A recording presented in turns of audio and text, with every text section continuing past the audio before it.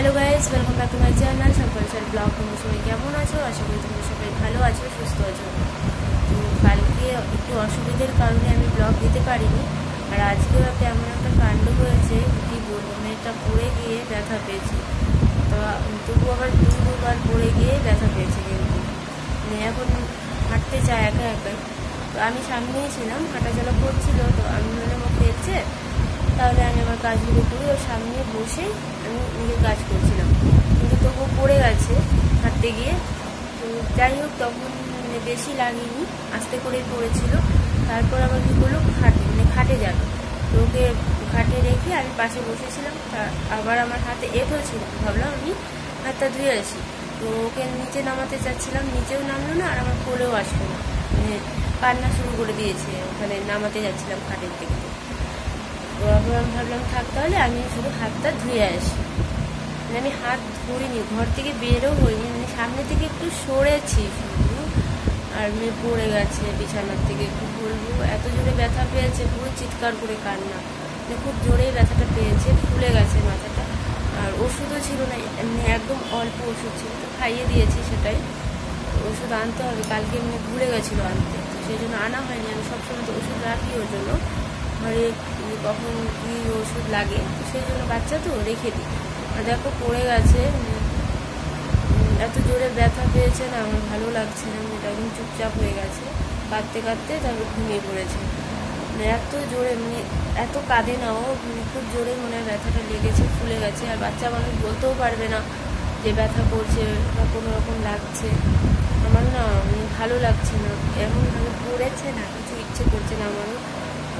বিশালও বাড়িতে নেই যে বলতাম যে হ্যাঁ গিয়ে একটু ওষুধ এনে দেওয়া বা কিছু। ও তো সকালেই বেরিয়েছে, রাতে আসবে।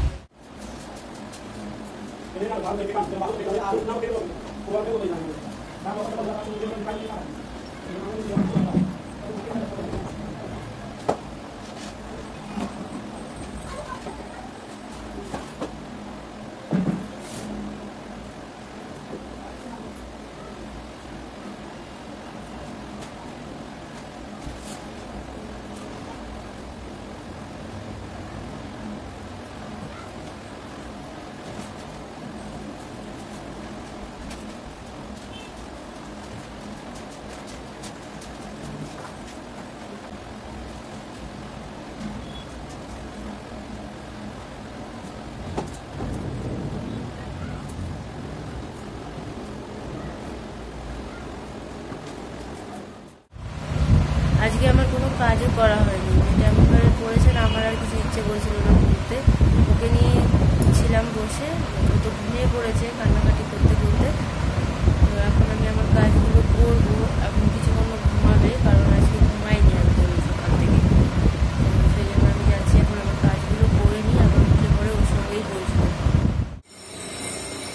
সব জিনিস তো ছেটানো ছিল, সেগুলো গুছিয়ে নিয়েছি, আর অল্প কটা বাসন আছে, এখন এই বাসনগুলো ধুবো।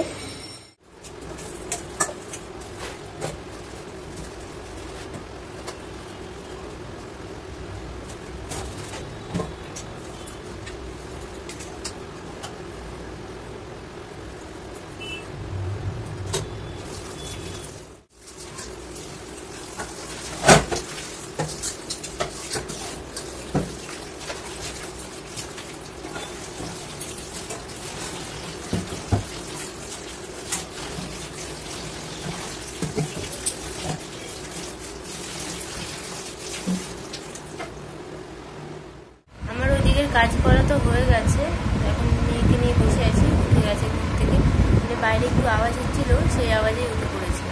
ও যদি ঘুমিয়ে পড়ে, তারপর আমি কিন্তু খুব আস্তে আস্তে কাজ করি, একটু আওয়াজ হলেই ওর ঘুম ভেঙে যায়। সেই জন্য কিন্তু বাইরে হচ্ছিল, কাউকে কিছু বলা যাবে না।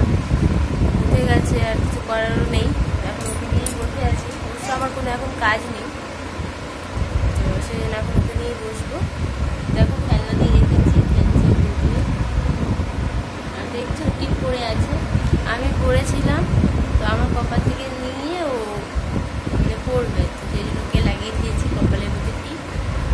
এখন এত তো খেলনা দিয়েছি, ওগুলো সব ফেলতে যাচ্ছিলো জানো, জানালা দিয়ে। জানালা তো বন্ধ, ফেলতে পারছিল না, নাহলে না জানালা খোলা থাকলে একদম ফেলতে চায় জিনিস।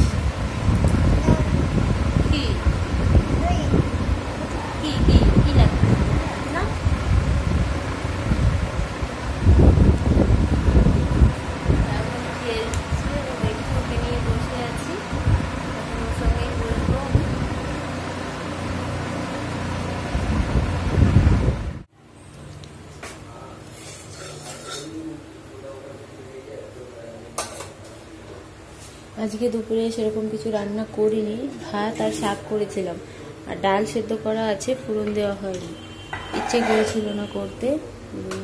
এটা পড়ে গেছে পরে না, আমার আর কিছু ইচ্ছে করলো না, তো সেই জন্য আর করা হয়নি। তো এখন ডালটা ফোড়ন দিয়ে দিচ্ছি। এত দেখে রাখার পরেও এমনি হয় বলে, আমি যে কারণে ছাদেও যাই না জামা কাপড় দিতে, যে ছাদে যাবো বাই চান্সও পরে যায়, যদি ঘুম থেকে উঠলো কাঁদবে, সেই জন্য। দেখো সামনে থাকতেও এরকম হয়ে গেল।